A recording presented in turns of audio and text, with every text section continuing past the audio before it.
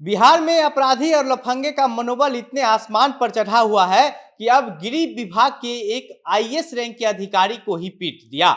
सिर्फ IAS rank के अधिकारी को ही नहीं पीटा है, बल्कि उनके साथ उनकी पत्नी थी। उनकी पत्नी के साथ भी बदतमीजी किया गया, उनके गाड़ी का शीशा तोड़ दिया गया है। और जब नजदीकी थानेदार को पता चलता है कि ये जो व्यक्ति है जिसकी पिटाई हुई है ये गृह विभाग में एक बड़ा आईएएस अधिकारी है, उसके बाद जो है थानेदार के पैर के नीचे से जमीन खिसक जाती है और तुरंत लफंगा को जो है वो गिरफ्तार करके जेल भेज दिया जाता है। पूरी खबर हम आपको आगे इस वीडियो में और भी विस्तार से बताते हैं, लेकिन उससे पहले नमस्कार, मेरा नाम घनश्याम सिंह है और आप द बिहार प्रोजेक्ट देख रहे हैं। दरअसल गृह विभाग के एक बड़े अधिकारी जो है वह छठ पूजा में अपने घर आए हुए थे और ये जो पूरा मामला है ये मामला हाजीपुर के रामशीष चौक का है और वहीं पर जो है वो उनका घर बताया जाता है। तो छठ पूजा में अपनी पत्नी के साथ जो है वो घर आए हुए थे और जब वो गाड़ी से सड़क से गुजर रहे थे तो रामशीष चौक के पास एक मोटरसाइकिल सवार युवक के मोटरसाइकिल में उनकी कार थोड़ी सी टच हो जाती है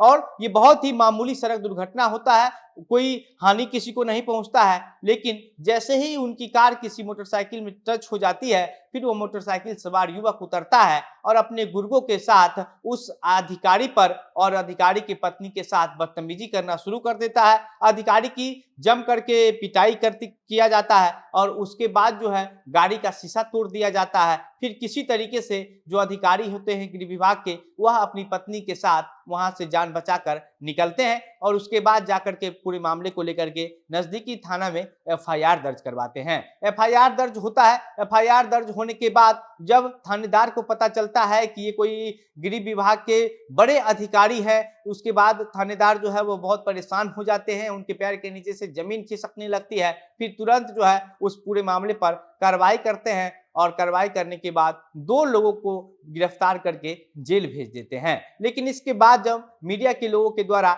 जब थानेदार से सवाल पूछा गया कि वो अधिकारी जो थे उनका नाम क्या है और कौन से पद पर तैनात थे, तो पुलिस जो है वह कुछ भी बोलने से बचती हुई नजर आई। उन्होंने नाम नहीं लिया, बस इतना कहा कि गृह विभाग के एक बहुत बड़े अधिकारी थे, आईएएस रैंक के अधिकारी थे और छठ पूजा में अपने घर आ जा रहे थे। इसी क्रम में उनके साथ जो है इस तरीके की घटना हुई है और घटना करने वाले जो लफंगे जो उचक्के थे उनको हमने गिरफ्तार किया है। बाकी और जो भी लोग इसमें शामिल थे उनकी गिरफ्तारी के लिए हम लोग लगातार छापेमारी कर रहे हैं और तुरंत उसको भी गिरफ्तार करके जेल भेज देंगे। तो आप सोचिए कि किस तरीके से बिहार का माहौल बना हुआ है कि अगर कोई सड़क पर चल रहा है, किसी का कार किसी की मोटरसाइकिल से अगर टच हो जा रहा है किसी कारणवश, तो फिर लफंगा और जो बदमाश है, जो अपराध किस्म का लोग है, वह लोग जो है वो उतर करके कितना बदतमीजी करता है, कुछ नहीं देखता है कि कौन है कौन नहीं है। इस तरीके का घटना तो आम लोग के साथ होता है, लेकिन अब अधिकारी के साथ भी हो रहा है बिहार में। इस बात से आप ये अंदाजा लगा सकते हैं, आपको ये समझने के लिए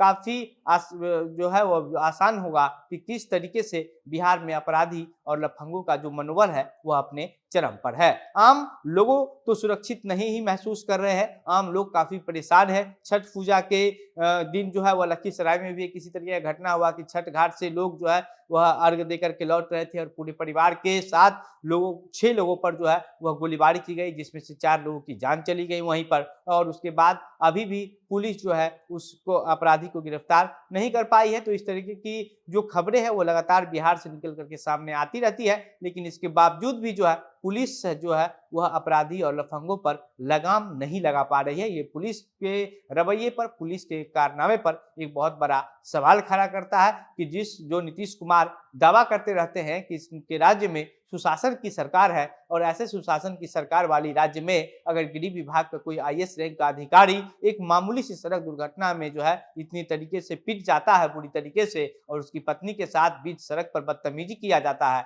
तो आप सोच लीजिए कि बिहार में कैसी सुशासन की सरकार है।